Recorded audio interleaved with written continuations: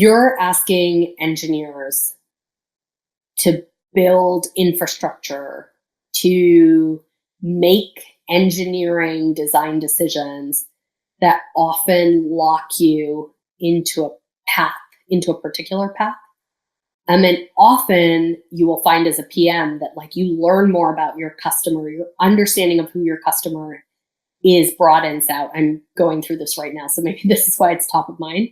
And often you have to be able to communicate that to your engineering team in a way that doesn't like crush their spirits, right? Like, and engineers have a varying level of tolerance for this. There are a lot of engineers who are completely comfortable with knowing that things are going to change.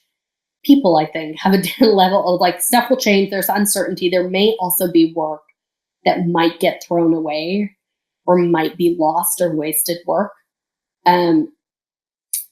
Communicating, like one, setting expectations up front about what might change, trying to figure out like what is the spectrum of things that could change is challenging. It's hard to know as a PM. And then when something changes, effectively like communicating it is in a way that doesn't crush everybody's spirit and they're brought along and they're, is challenging. It's a real challenge. It's not insurmountable. It's like the thing you have to do. But I think that's the hardest thing.